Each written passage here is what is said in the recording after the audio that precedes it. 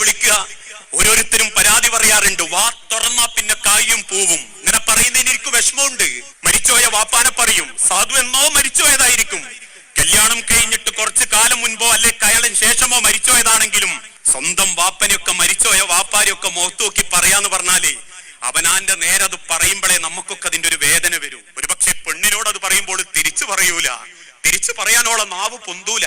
പക്ഷെ നമ്മളെ നേരെ മറ്റൊരാളത് പറയുമ്പോൾ നമ്മളെ നെഞ്ചെത്ര പെടയെന്ന് ചിന്തിക്കണം. നമ്മൾ കൂട്ടിക്കൊണ്ടുവന്ന് സപ്രപഞ്ചക്കട്ടിലിൽ സ്വർഗീയ സുഖം കൊടുത്ത് വളർത്തുന്ന മോളാണെങ്കിലും ശരി, ഭാര്യയാണെങ്കിലും ശരി, സ്വന്തം വാപ്പാനെയൊക്കെ തെറി പറയുമ്പം ഏത് പെണ്ണിന്റെ നെഞ്ചകം ഒന്ന് പൊള്ളുന്നുണ്ട്, ഏത് ഉമ്മാനെ കുറ്റം പറയുമ്പോഴും മനസ്സൊന്ന് പെടയുന്നുണ്ട്.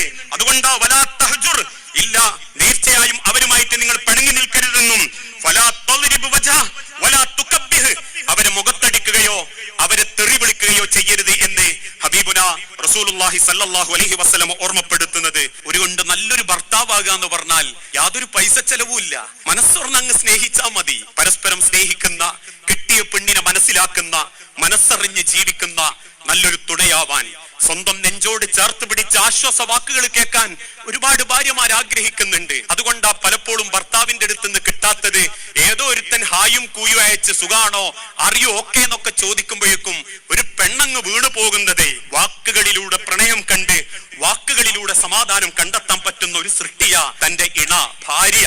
അത് നമുക്ക് കൊടുക്കാൻ പറ്റിയിട്ടില്ലേ? നമ്മൾ മത്സരിച്ച് ദുനിയാവുണ്ടാക്കി വെച്ചാലും പടച്ചോന്റെ അടുത്ത് നമ്മൾ വലിയ കുറ്റവാളികളാകും.